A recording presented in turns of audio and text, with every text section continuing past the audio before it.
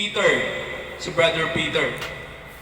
Kasi, Yan. si ate. At si Ate Ruby. Ate Ruby. Ayan. So thankful tayo sa Panginoong Diyos sa kanyang pagpapala sa atin. Okay, muli po, manalangin tayo mga kapatid. Pray tayo. Ilapit natin sa Panginoon yung ating pagpupulong. So let us pray. Father God, i-bless po ninyo ang mga kapatid na nandito, mga bata, mga kabataan at mga matanda po. Na ngayon po, nagsama-sama kami upang sambahin kayo sa Espiritu at katotohanan. Pagpalain niyo po ang aming fellowship at ang inyong salita na ibigay niyo po napakahalaga para kami po ay magkaroon ng karunungan.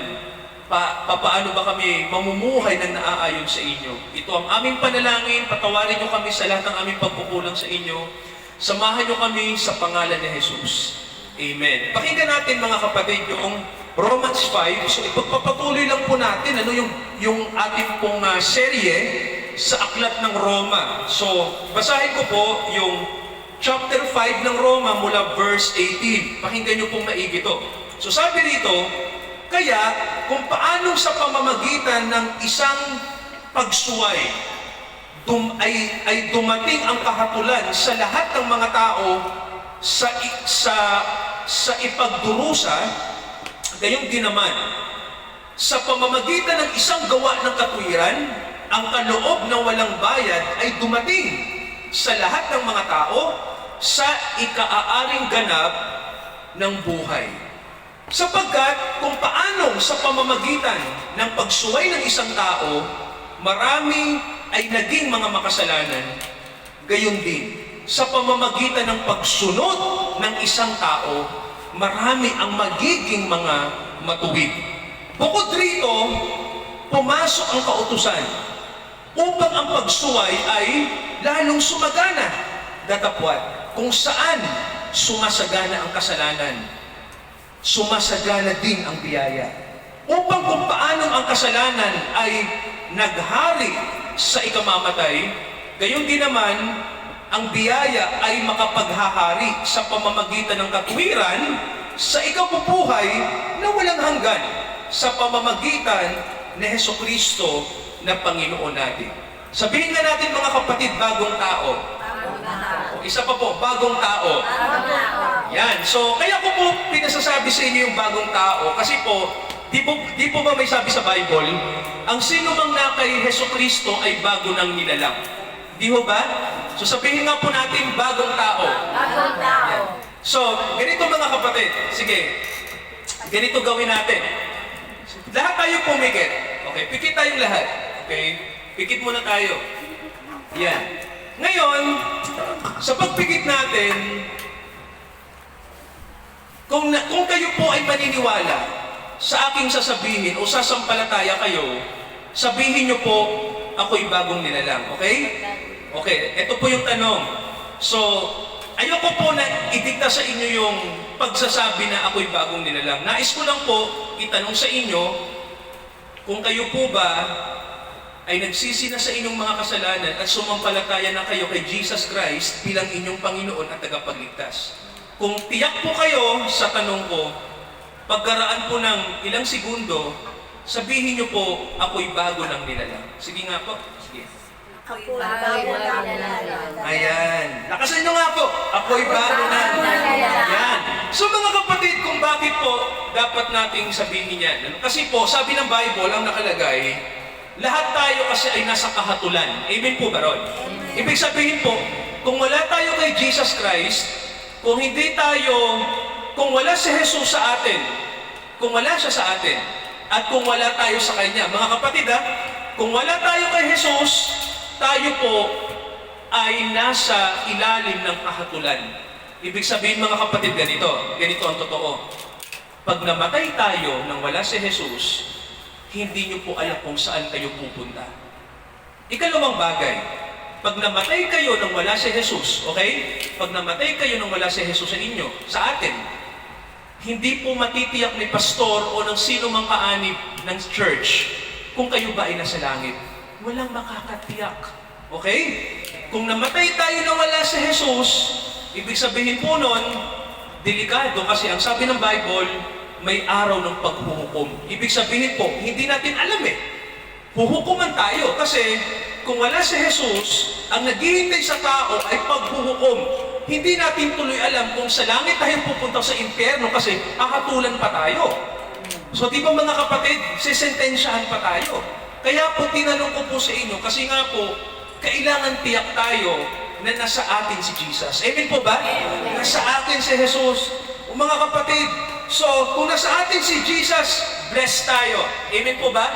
Kasi po sabi ng Bible, wala tayo sa kahatulan. Sabi po ng Bible, dahil sa pagsuway ng isang tao. Sabi po isang tao lang yung sumuway, tita. Isa lang yun Ilan pong nadamay? Nang sumuway, tama, marami po ang namatay kasi yung sumuway po, siya yung ating parang kumbaga po, siya yung parang representative natin. Siya po yung tumatayo na tita, parang siya yung pangulo. Di ba ganito lang? Example lang po pag si Presidente Marcos ay nagdeklara ng giyera sa China, ano po mangyayari sa atin? Damay tayo. Tama po ba? Tama. So, ganun din po yung nangyari sa unang tao. Nang magkasala siya sa Diyos, lahat tayo damay. Kaya po, sa isang kasalanan lang ng isang tao, damay lahat. Ganun po nangyari, no? Isipin niyo po. Kaya po, sabi po ng Bible sa atin, eto yung nangyari sa mundo. Isa lang ang nagkasala, lahat tayo nadamay. Ngayon po, eto yung magandang balita. Ang sabi naman, dahil din sa pagsunod ng isang tao, sino po kaya yon?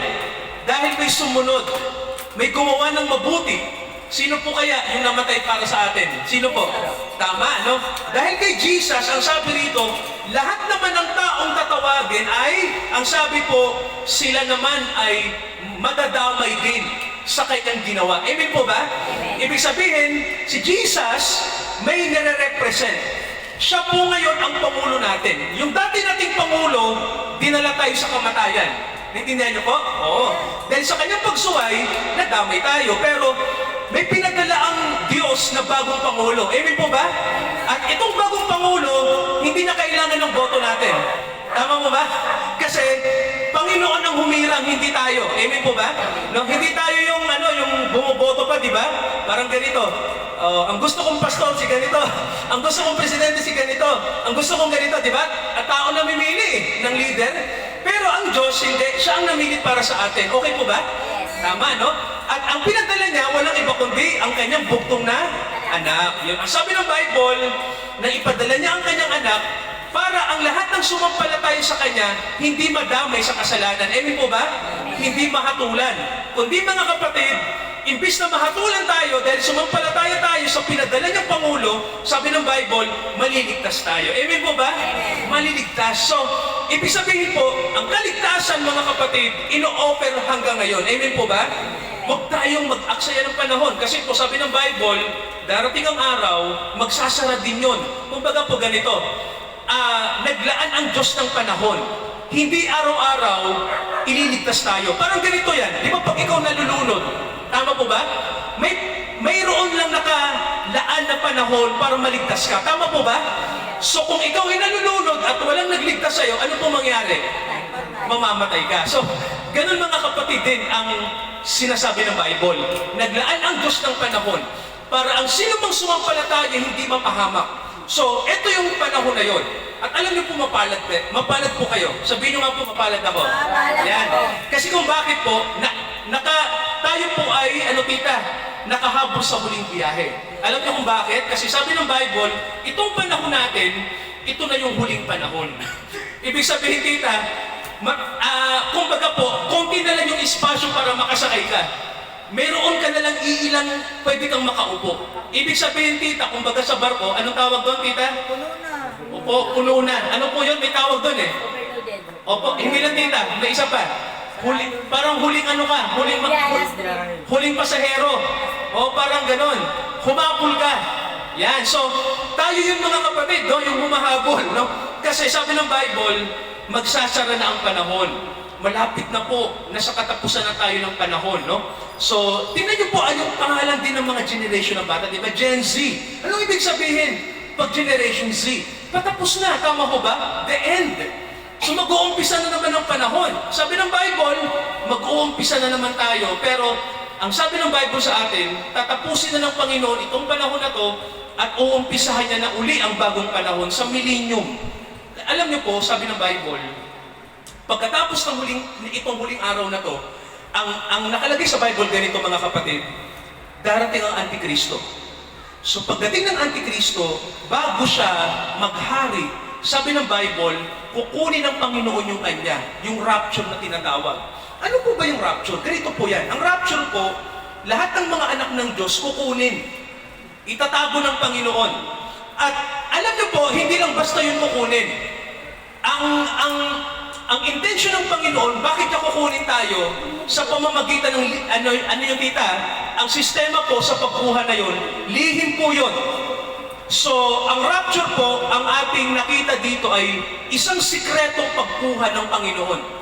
Ngayon, ang gagawin ng Panginoon kung bakit ka kukunin para ikasal ka sa Kanya. Yun po ang rapture, mga kapatid, no? Ang Panginoon kukunin ka bilang Kanyang asawa at ikakasal ka sa Kanya. So, ibig sabihin po ganito, lahat po ng member ng church, yung church na hindi po sekta, yung church na spiritual. Sabihin nyo nga po, spiritual. Yan. Ang church kasi spiritual po yan. Hindi po yung label. Di ba dito sa lupa, ang mga church may label. Tama po ba? Di ba tita? May mga brand eh. Pag nandito ka sa mundo, ang daming brand ng church. Tama po ba? Baptist, Victory, Roman Catholic. Tama po ba? Tawag po doon brand. Sa langit, walang brand. Dito lang sa lupa. Di ba? UCKG, Victory. Sa langit wala. Walang Victory sa langit. Walang Baptist sa langit. Walang Pentecostal sa langit. Walang Katoliko doon. Alam niyo kung sinong nandun? Hindi yung brandong dala natin doon. Alam niyo kung anong dala natin? Si Jesus. Di ba, no? Si Jesus ang dala natin. Walang brand sa langit, mga kapatid. Kaya nga, yung brand natin, hindi makakapag-save. Sino lang pong pwedeng mag-save sa atin? Si Jesus Christ. Kaya mga kapatid, alam niyo po sa rapture, ang kukunin, yung mga born again. Yung mga pinanganak na muli. Sila ang kasama. So, hindi kasama yung mga may label lang. Kailangan born again. Tama po ba? Born again ang kailangan. Ipanganak tayong muli sa pamamagitan ng Holy Spirit. So, yan ang kukunin sa rapture. So, hindi yung label natin yung kukunin. So, ibig sabihin po, walang tiga-victory maliligtas. Walang Baptist na maliligtas. Napansin niyo po? Walang INC, o hindi Roman Catholic. Wala. Sino isisig? Pastor, yung mga born again. Sino po sila? Hindi ko kilala. Pero, naniniwala ako, sila yung mga may faith kay Jesus Christ. Nagsisi sila sa kasalanan. Nakita niyo po? Walang label sa langit. Yun ang totoo, mga kapatid. Walang label. Kaya, hindi natin pwedeng sabihin, Lord, iligtas niyo ako, ha? Kasama niyo akong kapakakasalan. Kasi, ako, membro ko ng church na, hindi po. Kailangan tayo ay born again. Amen po ba? Born again. Sabihin niyo nga po, born again. Yan. Kaya mga kapatid, ito ang mangyayari po sa future. Kukunin ka ni Lord, ikakasal ka sa Kanya kapag ikaw ay bahagi ng mga born again. And then mangyayari nun, ang mundong to, alam niyo pong mangyari? Tatlong taon at kalahati ang Antikristo nandito. Alam niyo, marami siyang papatayin. Sabi ng Bible. Pero pagkatapos nun, babalik si Jesus sa mundo, kasama tayo. Ganun mga kapatid, ha? So isipin niyo lang po, imagine, ang mundo, mapapasailalim sa kapangyarihan ng Diablo. 3 taon at kalahati. Pagkatapos nun, babalik si Jesus. Sino pong kasama? Ang mga anak ng Diyos. Pagbalik po, papatahin ang Diablo. Siya po ay ikukulong para hindi na makapanggulo. 1,000 taon. At magkakaroon mga kapatid ng kapayapaan. Sabi ng Bible, mababasa nyo sa Pahayag 20, no? Pag-aaralan natin yan. Sabi ng Bible, pagbalik ni Jesus, kasama ang kanyang nobya, ang kanyang mga anak. Pag nangyari na po yun, sabi ng Bible, mga kapatid, yung kapayapaan darating na sa mundo. Ito yung sinasabi tita na wala nang magugutom, walang maghihirap, lahat ng tao mapayapa, at lahat ng tao tuturuan ng salita ng Diyos, yung mga matitira. Pero sa panahon ng Antikristo po, alam niyo mangyayari mga kapatid, marami ang mamamatay. Yun ang totoo, no? Kasi ang akala ng mga tao, yung Antikristo, yun yung Jesus. Nagkamali sila kasi yung Antikristo, magkukunuhin siyang sino? Si Jesus. Opo, yun po ang ginawa ng Antichrist. No, sabi ng Bible, marami ang maniniwala sa kanya kasi ang akala ng mga tao, yung Antikristo na sinasabi ng Bible, akala nila yun si Jesus. Kaya sasambahin nila ang mga tao. Sasambahin nila yung isang Jesus na mali. Ngayon may tanong tayo, Pastor, bakit mangyayari yun? Kasi ang tao kasi hindi nagsasaliksik ng katotohanan eh. Alam niyo po ba kung sino pa yung gagamitin niya para ang mga tao maligaw? Alam niyo po kung sino? Ang mga simbahan. Alam niyo ho ba yun? Ang mga church. Ang mga church po. Ang mga church, ang gagawin ng Antichrist, pag-iisahin lahat ng simbahan para kontrolin ni Satan. Ni Satanas, yun ang gagawin niya.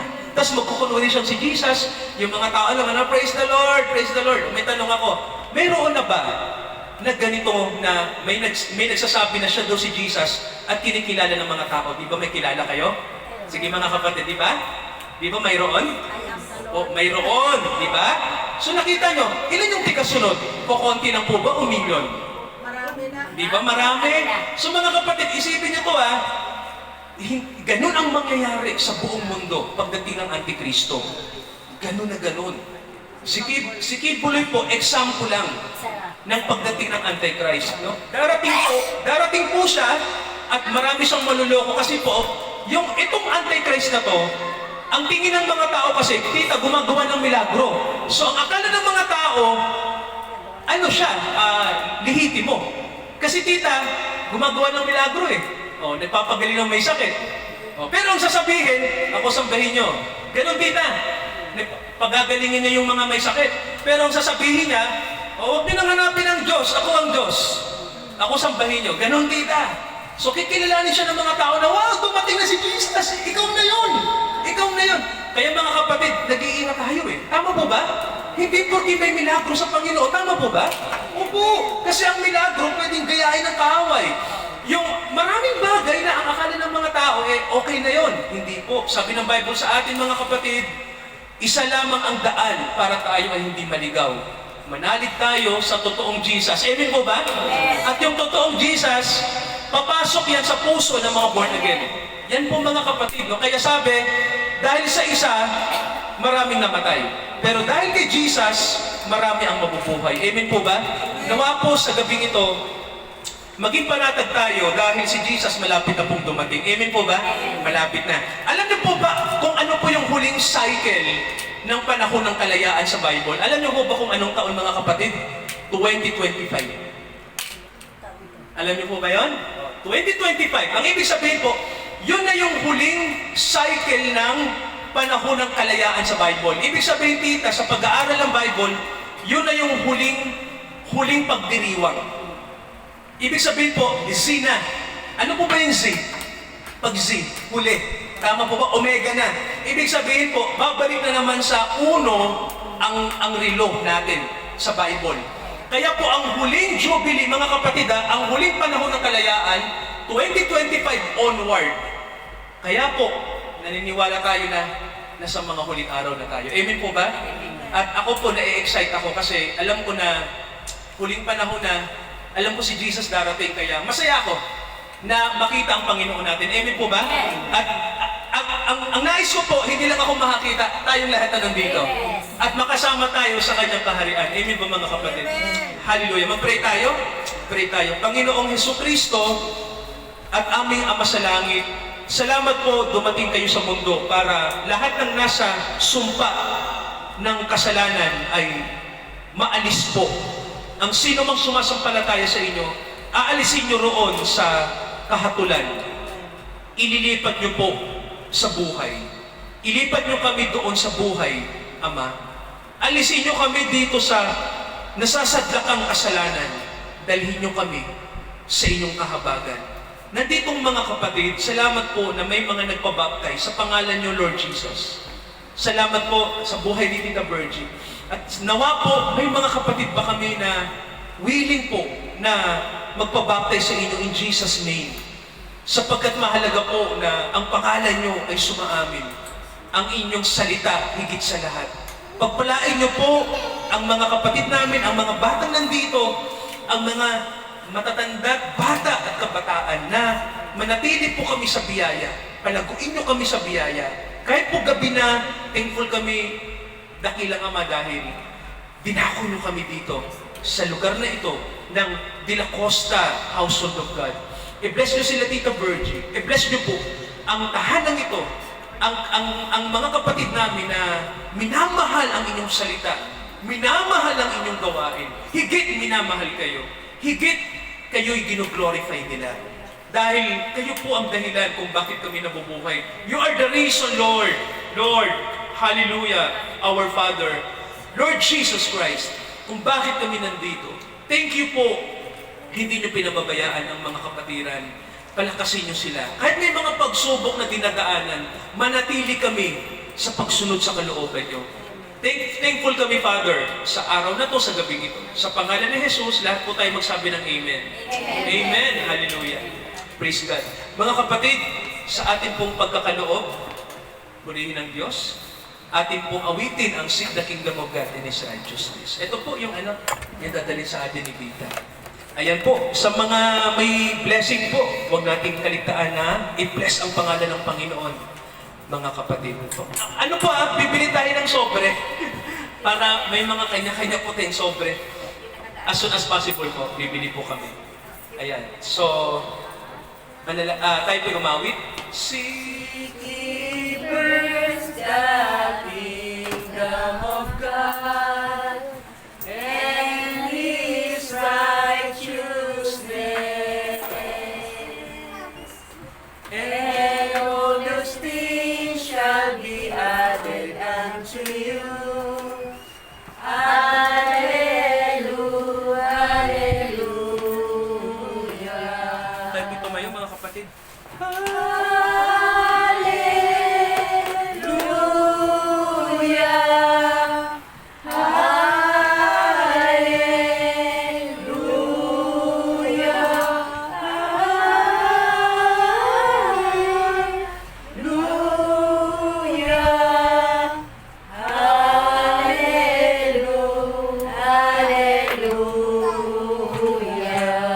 Manalangin tayo, mga kapatid. Tinatalaga namin, dakilang Ama, ang mga kapatid namin sa De La Costa, Amparo.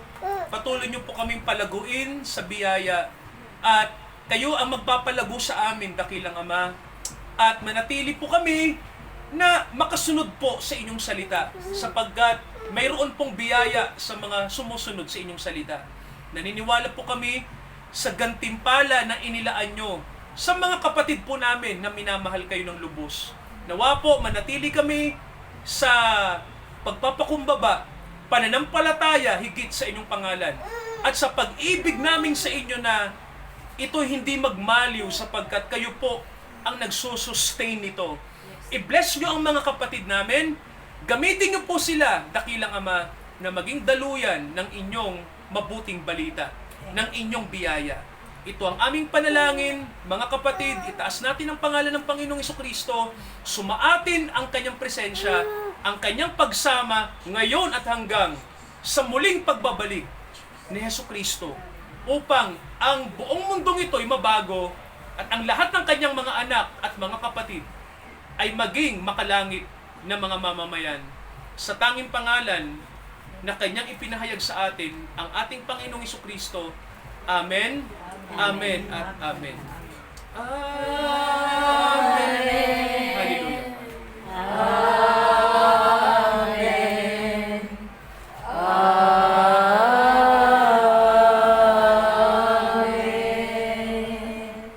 Praise God, mga kapatid. Magandang gabi po. Magandang gabi po. God bless. God bless po. God bless po. Good evening po sa lahat. Good evening, baby. Good evening, Kat. Good evening kay... Sino ba yan? Sino to, mahal? Pinaka-letter G.